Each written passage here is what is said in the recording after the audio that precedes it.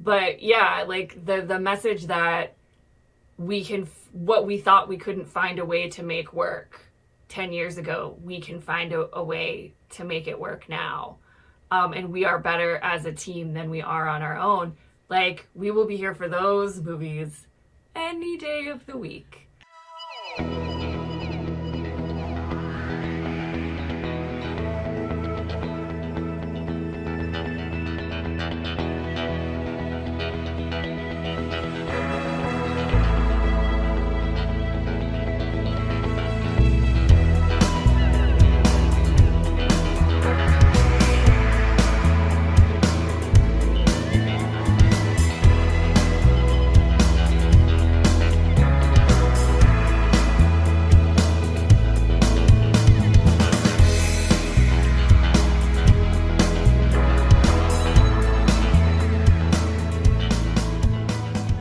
Merry happy, everybody. We're the Good Doctors of Abbey Research. I'm Dr. Kristen. And I'm Dr. Erin. You are very welcome to our corner of the holiday-drenched internet, where today we are doing our comparative analysis of two Lifetime movies.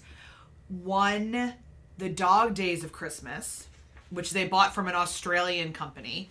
And the second, which they produced themselves, A Country Christmas Harmony. Now, these two were married together because they are both second chance tropes of some sort. The first one was like enemies, rivals to... They claim lovers. We claim people in proximity who were forced to kiss. And then the second one is with Brooke Elliott and Brandon Quinn, which was so good, was legit second chance romance by all definitions of the trope. Yeah, high school sweethearts. And like adult, like they were together in their 20s. Yeah. All right, so spoiler, Dog Days of Christmas was terrible. Awful. Was terrible. Horrible. We couldn't figure out like anyone's accents for a little while until we did some Googling and realized that it was shot in Australia. But I'm with all Australian actors. But I'm going to guess that they decided to do America because they wanted like the snow at Christmas thing, which of course doesn't happen in Australia. Mm-hmm. And the premise of this is that Annie, who's played by somebody named Georgia Flood, comes home for Christmas for the first time in like forever because she's a do-gooder who says that she never takes a vacation from helping, which is a great recipe for burnout. And she's some sort of like nonprofit person. And comes home and doesn't know how to take a break. And so decides to start volunteering to help save the local animal shelter, which is run by her high school rival, the local veterinarian, Ezekiel Simat. They honestly have less chemistry than I would have with, like, Jared Kushner. Like, it is... They couldn't even stand each other from what you could see. Like, there's movies that we watch where it's like, oh, like, you just don't really... jive, but I could see that like you could like their whole energy was that they hated every single moment of both of these roles, and it was very bizarre. I mean, this is like my entire notes.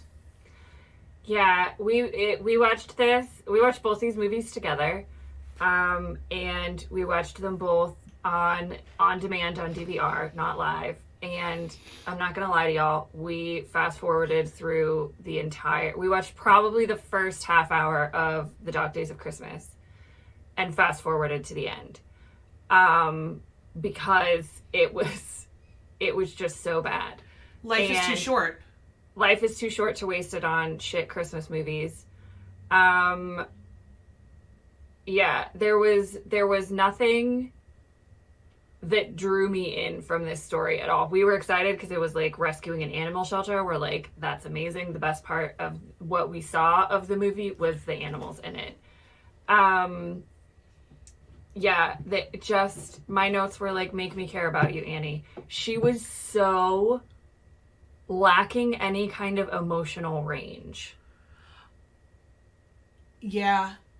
She appeared bored or elitist at every single time. She was super judgy. Super judgy. And like, And if you don't show me a discernible character arc where a person learns that, like, being a judgy asshole is not a cool thing, I did not get that from the last 10 minutes of the movie. And I was like, why do I want to root for you? Like, I'm supposed to want to root for these people as individuals and as a couple. Neither of those things happened. Nope. My cat is scratching my chair because she's so upset about Annie. About Dog Days of Christmas. Yeah, so we didn't get bingo. It's like 0 mistletoe out of 5. Like this minus. Was just we went like minus mistletoe. Swing and a miss, especially because it turns out what Lifetime did a lot this year was buy 2021 movies from Canada and Australia and New Zealand and then premiere them on Lifetime in 2022.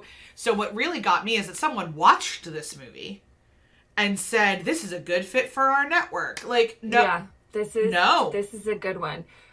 So as always, we like to be pushed back on or corrected. If you are out there and you enjoyed this movie, please let us know why and what you thought about it. As Kristen said, we did not get bingo. The bingo squares that we did fill, hilariously, CGI snow always happens. Almost ubiquitous these days. It's almost like another free square on there. You're welcome. Except for like a couple, like the first Noel, which we did not cover but was on Hallmark, was shot last Christmas in Ottawa, and our Canadian correspondent let us know that was all real snow.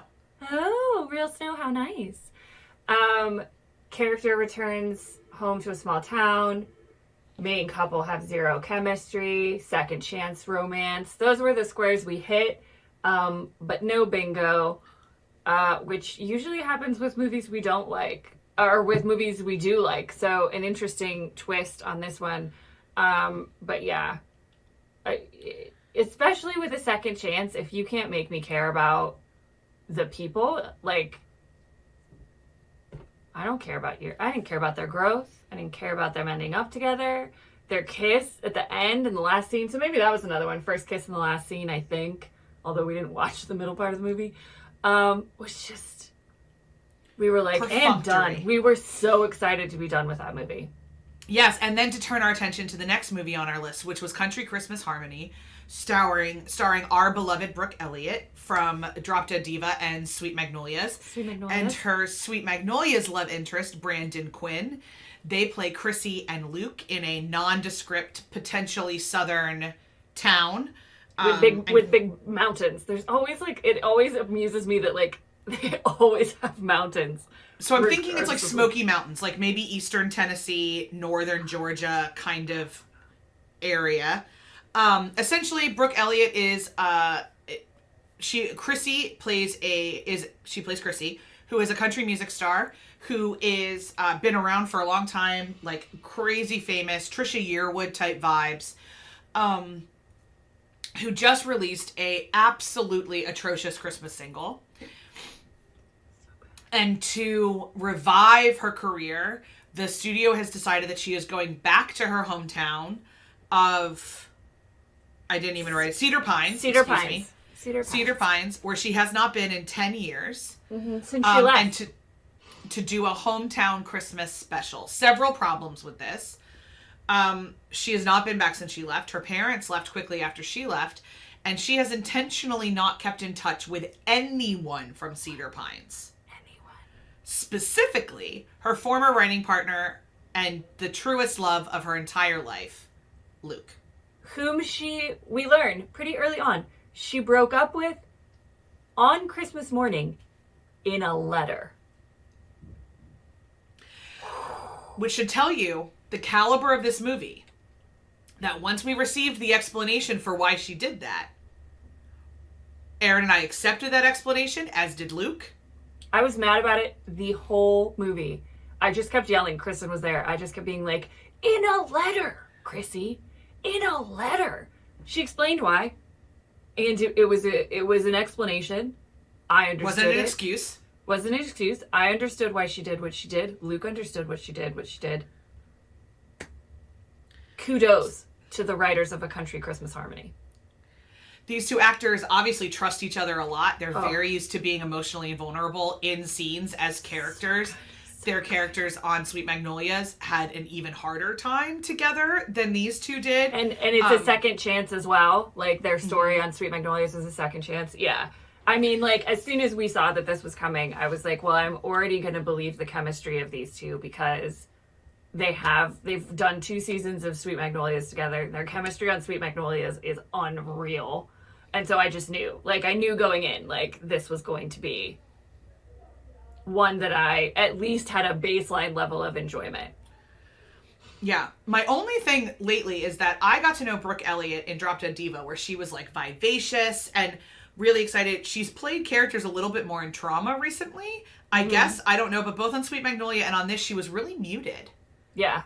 A lot. And I'd like to see that kind of, like, flirty vivaciousness again. Hopefully that can come back.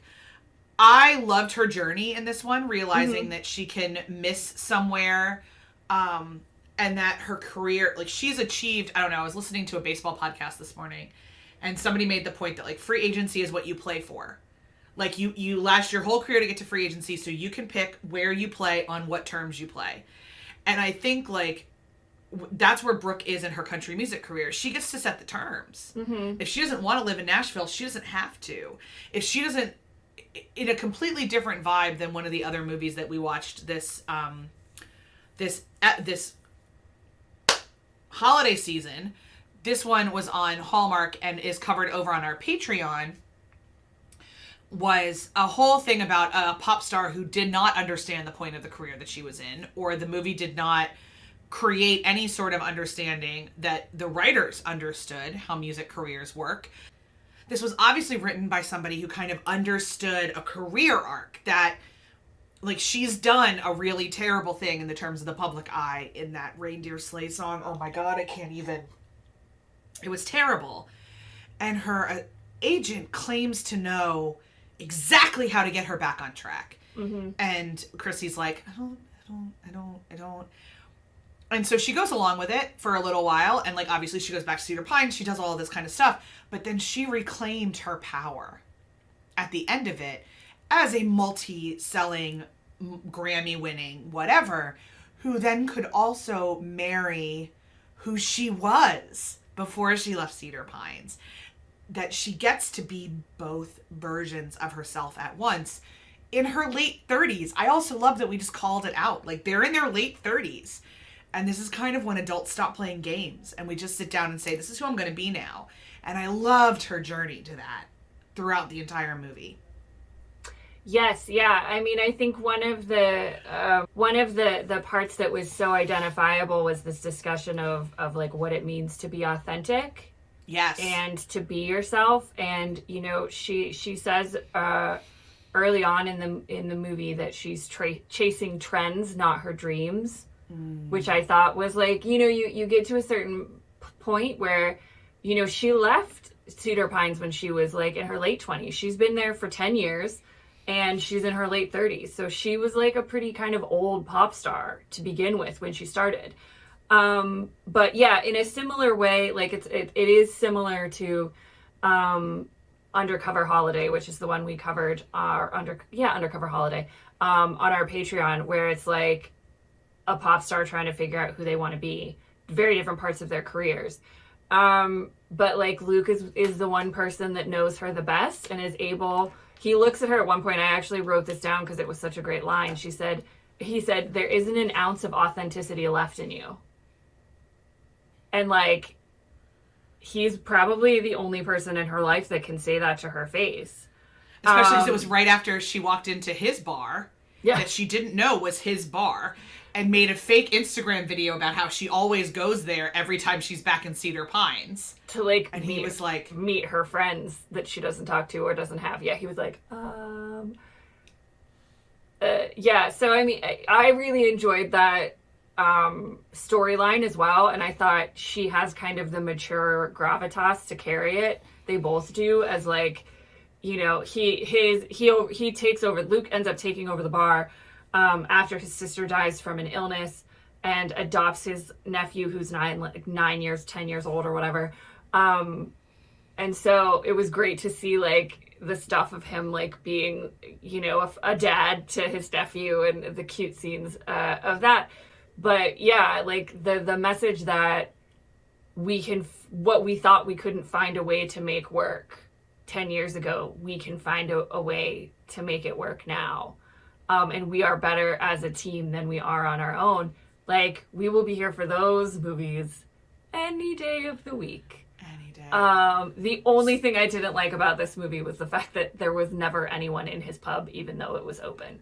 And I was like, seriously, I was like, could you not hire extras? Like, what? You spent all the money hiring these two actors, and you had nobody for extras. But there were finally people in the pub at the end of the film. But yeah, for me, it's a real solid 5 out of 5 mistletoe. Yeah. So a couple things. I thought the kid was a great actor, the kid that played Brandon. Oh my God, he was so adorable. He had some good kid lines that made a lot of sense, which I liked. Also, just like plus size lady alert, Brooke Elliott very famously is a larger lady. I hated every outfit they had her in. But I said to Aaron in the car when we were driving around, I will accept that like she had wardrobe approval. Yeah. Because I would certainly put that in my contracts. It's possible, like, they dress her similarly on Sweet Magnolias. It's just not, I didn't think a lot of it was super flattering. However, if that's what she feels powerful in, and that's what she chose, amazing, rock on. I thought she could have looked a little bit more modern and a little bit less Catherine's stores. But, again, if she's happy, then she's happy, and that's what makes sense. Along those lines, there was not a single breath of a line of talking about her body. Yeah. There was no conversation about how she was skinny when she got to Nashville and now she's fat and that's why she's washed up. There's no conversation about, I hate the moment in any movie, a second chance movie, where somebody looks at the hero and the hero has to justify why he's attracted to the fat girl. Mm-hmm. And at no point in time did we even flirt with that. No. For all we know, she was larger before. Like, and he loves her, the whole package, not in spite of her body, but also because of her body. And that is, other plus size movies we've had, Christmas movies we've had in the past, have been a lot about dieting or a lot about that someone has let themselves go and now they need to find self-acceptance again. There's no hint of that anywhere in this movie. And subversively, that's its strongest feature. So for me, it's 6 out of 5 mistletoe for that factor. Fair enough. Really enjoyed that. And I will say, like, even the other movie, The Undercover Holiday, which is not a second chance, but Pop Star Returns Home, she is a slightly larger Latina woman. And they also make that movie was terrible for a lot of reasons. But I will say that was also something that I noticed. I was like, oh, she is, like, curvaceous. She's got an ass on her. And it was not at all, like, her body was not a part of the storyline for good or ill as well. So fair dues for that. But yeah, it's nice to see that we can have diverse body shapes without making it the story. Who knew? Who knew humans could just be humans and look like humans look and have stories about them? Also, we had a great gay best friend in this one who got a husband, and we got to know them as people a little bit. Yeah, Eugene was adorable. He was hilarious. Eugene was great. Loved Grandma. Grandma was amazing. This absolutely felt like something out of a Dolly Parton song, and I wasn't sad about it. So, Erin, did we get bingo? You know what? We did not get bingo, but let's talk about what we did get. Obviously, we had the second chance romance. We had meddling family members, because Grandma was all up in that business, which was hilarious, and I think Eugene counts as well as a meddling family member. Obviously, we had the famous character plot point. And character returns to a small hometown. But yeah, everything else that they did, like male lead was not hot toast. Main couple had oozed chemistry. So sadly, no bingo this time, but usually that does happen when we enjoy a movie. because they hit some of those squares, but not enough to make it a full bingo. So if you'd like to play along with our bingo card, obviously the link remains in the downstairs. Download it so you can play along with these movies and with all the movies, because it's kind of fun to just be like, hilarious. There's so many fake hot drinks. There's a couple gimmies on there. There's a couple ones that the movies are going to have to work for. So we'll see how we fare next. Next up, and I'm pulling up the schedule as I am talking my way through that.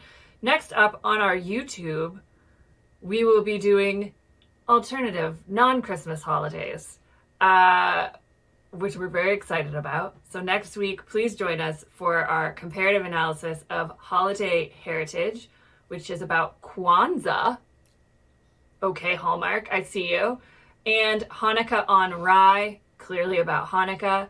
Hanukkah on Rye stars yet another superstar plucked from the orbits of Broadway, Jeremy Jordan, who is a Broadway obsession of Kristen and mine. We have also seen him in one of the most emotionally destroying yet beautiful cabaret shows in 54 Below that has ever happened, and we will continue to stalk him through every stage he shows up on. So this was a gimme. As Kristen said when we talked about Derek Klena and A Holiday Spectacular, this one should be pretty great. Hopefully Jeremy sings in it, but he is also Jewish, and so I am looking forward to him leaning into that part of his personhood. So we will see you next week on the YouTube for those. As always, if you want to join us on our Patreon, any level that you choose to join us, pub, parlor, or porch, you will get access to the comparative analysis that we're doing over there, which this week included also cross-cultural tropes. Last week was cross-cultural, and this week some of our favorite tropes are showing up. We're really excited. We're going to do 3 movies. We've got Enemies to Lovers with Broadway star Patty Murrin and Brendan Penny, who is one of our joys on the Hallmark. Fake dating and queer neighbors to lovers, some of our favorite tropes. So as always, the link in the downstairs to join us on the Patreon. We would love to have you there, as well as we continue to make merry mostly with with these holiday movies. We've had some duds, as is our wont with both Lifetime and Hallmark. But we're excited to wrap up the year talking about this. It's way more fun than this season of The Crown, which we're also covering, obviously, I guess. But you can join us for that too if you're also a masochist who likes to watch The Crown. I kid. I know people enjoy the show. It's just not usually me and Kristen. I know, sometimes when I watch The Crown, I think of that song from Sound of Music, where it's like, somewhere in my youth or childhood I must have done something good. No, somewhere in my youth or childhood I must have made someone very angry that I am still watching The Crown. Still watching The Crown. But whether you enjoy The Crown or not, come suffer with us and suffer through our coverage. We're still having a great time talking about it. Otherwise, always do it. So wherever we see you, we will see you then. Bye, everybody.